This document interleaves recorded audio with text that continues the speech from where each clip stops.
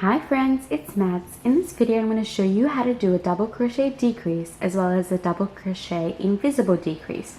We're going to begin with just the regular decrease and we're going to combine the 2 stitches from the previous round into one double crochet. That's essentially what a decrease is. So let's yarn over, put our hook through the first stitch like that. So we've got the 2 loops plus the stitch on our hook, yarn over and pull through just the stitch. So you've got 3 loops in your hook, yarn over and pull it through the first 2 loops only, leaving 2 loops on your hook. Now we're not going to complete the double crochet just yet. Instead we're going to yarn over and put our hook through the next stitch like that. So you've got the 3 loops plus the stitch on your hook.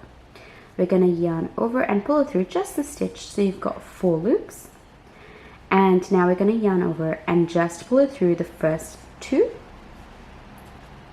like that.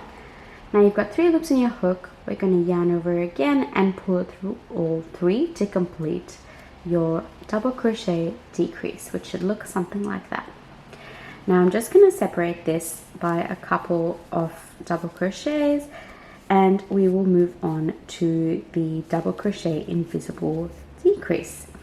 So to do the invisible decrease, we're going to yarn over, and instead of putting our hook through the entire stitch, we're just going to grab the front loop only of both this stitch and the next stitch.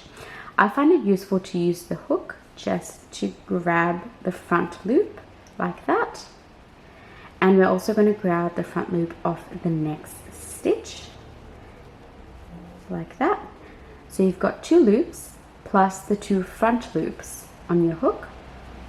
Now we're going to yarn over and just bring it through the front loop, so these 2 loops on your hook like that. So you've got 3 loops currently on your hook, and now we're just going to complete the half double crochet. And to do that, you're going to yarn over, bring it through the first 2 loops only, yarn over again and bring it through the remaining 2 loops to complete your double crochet decrease. I hope you found that useful. If you're interested in more tutorials, I will leave a playlist in the description box down below. Thank you so much for watching.